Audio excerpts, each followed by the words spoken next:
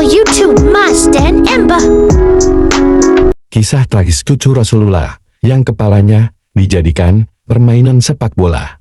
Kisah iring-iringan prajurit yang membawa kepala Sayyidina Husain bin Ali bin Abi Thalib, cucu Rasulullah Sallallahu Alaihi Wasallam, dan 71 syuhada Karbala yang dipimpin Mukhadar bin Salanah Aidizi dan Shimr bin Dazil, Jaushan dari Kufah ke Damaskus atau Syam. Sungguh dramatis.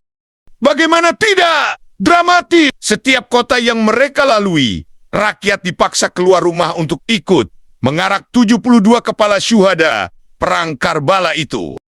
Dalam tarikh Tabari disebutkan, Shimr bin Dazil Jaushan adalah tokoh keji dalam tragedi Karbala. Dialah yang memerintahkan kepada pasukan pemanahnya agar menjadikan tubuh Imam Husain sebagai sasaran busur panah mereka.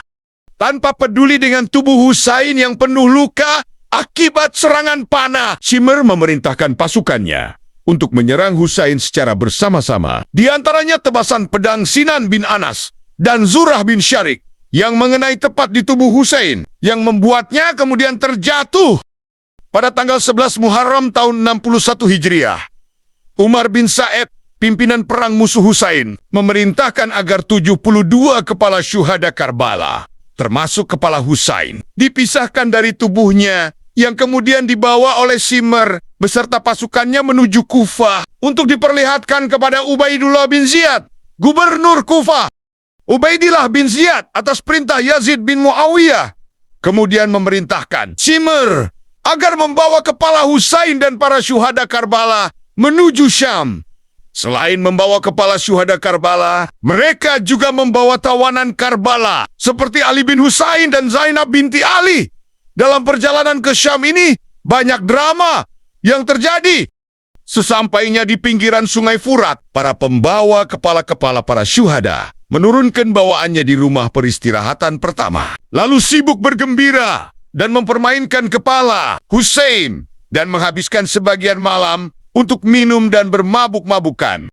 Diriwayatkan pada saat itu, tiba-tiba ada yang menulis sajak dengan tinta darah dari sebuah pena besi dan mengatakan, apakah kelompok yang membunuh Imam Husain akan menerima syafaat dari kakeknya pada hari kiamat? Saat kafilah Karbala sampai di Takrit, para petugas menulis surat kepada gubernur setempat yang berisi, temuilah kami, karena kami bersama kepala orang-orang asing. Setelah gubernur membaca surat itu, ia memerintahkan untuk segera mengibarkan bendera-bendera, memukul genderang, dan menghias seluruh kota. Rakyat dari segala penjuru kota pun berdatangan. Gubernur bergerak keluar untuk menemui mereka. Dan setiap kali ditanyakan kepada mereka tentang kepala siapakah ini, ia akan menjawabnya dengan mengatakan bahwa ini adalah kepala orang asing yang bangkit untuk menentang Yazid. Dan Ibnu Ziyad berhasil membunuhnya. Dikisahkan, seseorang yang hadir di tempat itu mengatakan, wahai rakyat Takrit, aku berada di Kufah. Saat kepala ini dibawa, ini bukanlah kepala orang asing. Ini tidak lain adalah kepala Husain. Begitu mendengar perkataan ini, mereka langsung menggantikan bunyi genderang dengan membunyikan trompet untuk memperingati kebesaran Husain dan mengatakan bahwa mereka membenci kaum yang membunuh putra dari putri Nabi mereka sendiri. Saat mendengar reaksi rakyat Takrit, petugas Yazid mengurungkan diri untuk memasukkan kafilah tawanan Karbala ke kota itu. Selanjutnya, kafilah duka ini melanjutkan perjalanannya dari luar Takrit melalui Padang Sahara. Perjalanan dari Takrit terus berlanjut hingga sampai ke sebuah daerah bernama Ama. Setelah itu dilanjutkan ke Der, Urwah, dan seterusnya tanpa henti menuju ke Salita. Pada saat sampai di daerah bernama Wasi Nakhlah, waktu telah menjelang malam, dan di sini pula lah kafilah berhenti dan melewati malam. Pada malam itu, suara jeritan, raungan, tangisan anak-anak, dan senandung duka wanita kembali terdengar. Tangisan dan tetesan air mata yang menghikayatkan duka, derita dan nestapa karena kehilangan orang-orang terkasih. Akan tetapi, para petugas kafilah sama sekali tidak tergugah dan tersentuh oleh air mata tangisan ini. Hingga subuh, para petugas Yazid disibukkan dengan pesta pora dan hura-hura. Dari Wadi Nakhlah, kafilah duka Karbala bergerak ke arah Marsyad. Pada awalnya kaum lelaki dan perempuan kota ini berdatangan untuk menyambut mereka. Namun ketika menyaksikan kondisi para tawanan, seketika suara tangisan, jeritan dan isakan menjadi membahana dan mereka ketakutan. Di dekat daerah Mushal, para petugas Yazid menulis sebuah surat kepada Gubernur Mushal untuk menghias kota dan mempersiapkan diri untuk melakukan acara penyambutan bagi kedatangan kafilah duka Karbala. Sesuai dengan perintah penguasa setempat, kota Mushal telah dipercantik. Lampu-lampu terang benderang dan gemerlapan telah menghias kota. Rakyat daerah bertanya-tanya, apa gerangan yang membuat seluruh kegembiraan dan kebahagiaan ini? Dalam jawabannya dikatakan, Ubaidillah telah membunuh sejumlah orang yang menentang Yazid dan mereka akan mengirimkan kepala-kepalanya kepada Yazid.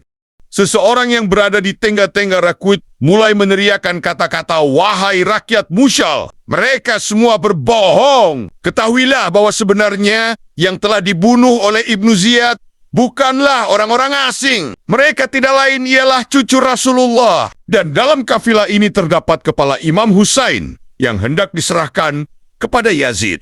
Hal yang sama juga terjadi saat sampai di Nashibain. Penguasa kota mengeluarkan perintah untuk memperindah kota. Saat orang-orang yang membawa kepala Husain hendak memasuki kota, tiba-tiba kuda yang ditungganginya tidak mengikuti perintah tuannya hingga dipersiapkanlah kuda yang lain.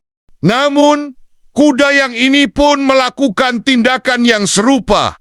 Dan kejadian ini terulang beberapa kali, hingga akhirnya mereka melihat kepala Husain yang berada di atas tanah. Ibrahim Musali mengambil dan mengamatinya dengan baik-baik hingga mengenalinya. Setelah itu ia segera melaknat dan mengutuk para petugas. Saat warga kota menyaksikan peristiwa ini, mereka segera memutuskan untuk membunuh pembawa kepala Imam Husain. Akhirnya, karena ketakutan dengan reaksi rakyat kota, kepala Imam Husain tidak jadi dibawa masuk ke kota ini. Setelah keluar dari Nashibin, kafilah Karbala memasuki Ainul War. Para pembesar dan rakyat kota sepakat untuk mengarah ke Pili Kepola Suhada dan mengambil keputusan untuk memasuki kota dari pintu Arba'in. Selanjutnya, kepala Husain ditancapkan di atas tombak, diletakkan di alun-alun kota, dan menjadi tontonan rakyat dari tengah hari hingga petang. Sekelompok dari mereka bergembira karena ini adalah Kepila-Kepola asing, sementara kelompok lainnya menangis. Sementara di Kansarin, sebuah tempat yang ramai dan berpenduduk banyak, warga kota ini mendapatkan informasi mengenai kafilah tersebut. Mereka segera menutup pintu gerbang kota dan melarang mereka memasukinya. Mereka melaknat rakyat Bani Umayyah dan melempari batu kepada para petugas dan mengatakan, "Wahai orang-orang jahat, wahai pembunuh putra-putra Nabi, demi Allah, kalian jangan memasuki kota kami, kendati kalian membunuh orang terakhir dari kami."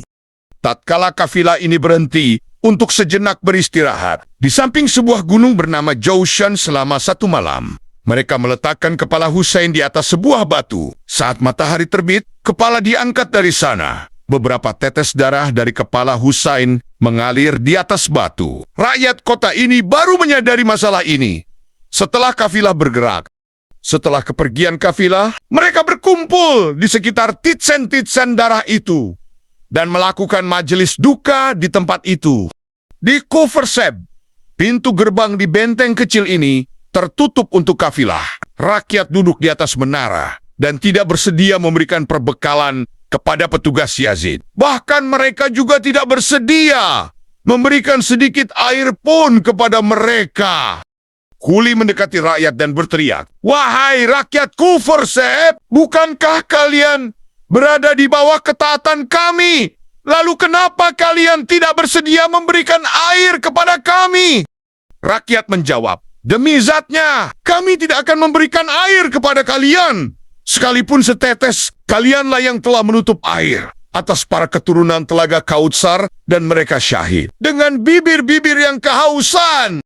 Sementara saat di Marah Numan, para penghuni kota ini membuka pintu gerbang untuk menyambut kafilah Karbala. Mereka menjamu laskar Yazid, memberikan air dan perbekalan kepada mereka. Dan laskar ini menghabiskan beberapa hari di tempat ini. Perjalanan dilanjut dan setelah melewati Huma, akhirnya kafilah duka Karbala tiba di tempat bernama Hims. Kota Hims telah berhiaskan dengan bendera-bendera merah dan kuning untuk menyambut kedatangan kafilah ini.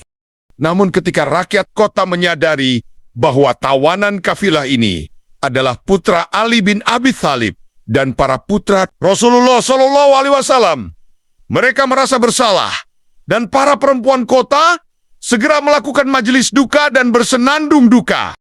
Sedangkan para lelaki kota yang kecewa dengan keadaan ini mulai melemparkan batu ke arah laskar Ibnu Ziyad. Karena lemparan ini, sekitar 26 orang dari pasukan Yazid menemui ajalnya. Rakyat menutup pintu gerbang kota dan menyatakan bahwa tidak akan membiarkan satu orang pun dari kafilah Ibnu Ziyad yang selamat melewati pintu. Kami harus membunuh Khuli dan mengambil kembali kepala Imam Husain. Dan hingga hari kiamat, kebanggaan ini akan menjadi milik kami. Ujar. Laskar Ibnu Ziyad akhirnya mengambil kepala-kepala dan para tawanan dari pintu-pintu kota lainnya dan melarikan diri. Saat para tawanan sampai di dekat kota Balaba, rakyat di sini mengibarkan bendera-bendera perayaan. Bahkan anak-anak juga dipaksa untuk keluar dari kota hingga satu farsah untuk menyambut mereka. Sejumlah dari mereka keluar dari kota dan mulai menggelar perayaan dengan cara mereka sendiri. Ummu Kulsum berkata kepada mereka, Allah akan memecah belah dan memusnahkan kalian. Dan kalian akan dikuasai oleh mereka yang tidak memiliki belas kasih kepada kalian. Ketika sore beranjak malam, kafilah yang tengah berada di dekat Syam mendengar berita bahwa akan ada sekelompok orang yang hendak menumpahkan darah malam ini untuk membebaskan para tawanan. Mendengar kabar ini, laskar Ibnu Ziyad segera mencari perlindungan ke Der Nasraniyah. Seorang rahib mengatakan, Der ini tidak memiliki tempat untuk kalian. Masukkanlah kepala-kepala itu dan para tawanan, sementara kalian berjaga-jaga di balik tembok-tembok benteng untuk mengawasi, supaya tidak ada musuh yang menyerang kalian. Pada tanggal 1 Syafar 61 Hijriah, setelah melewati perjalanan panjang dari Kufah hingga Syam dan diarak di berbagai kota di sepanjang perjalanan bersama kepala-kepala para syahid di Karbala. Kini kepala-kepala ini diarahkan menuju kota Damaskus. Pada hari itu, di pusat pemerintahan Bani Umayyah ini, para pejabat setempat menyelenggarakan pesta perayaan. Saat mendekati pintu gerbang Damaskus, Ummu Kulsum mendekati Shimr dan berkata, bawalah kami memasuki kota Syam dari pintu gerbang yang tidak ramai oleh penduduk. Jauhkan kepala-kepala dari beludru-beludru, supaya rakyat tidak melihat ke arah kami. Berlawanan dengan apa yang diminta oleh Putri Fatimah dan cucu Rasulullah, Shimr dengan keras kepala malah memerintahkan supaya kepala para syuhada ditancapkan di atas tombak. Kemudian melenggangkan mereka di tengah-tengah rakyat yang datang menonton. Para perempuan dan ahlul bait diarahkan untuk melewati pintu gerbang Damaskus. Diarak di tengah-tengah pasar kota. Sementara Zainab Kubra dan putri-putri Imam Husain bin Ali bin Abi Thalib berada di antara mereka.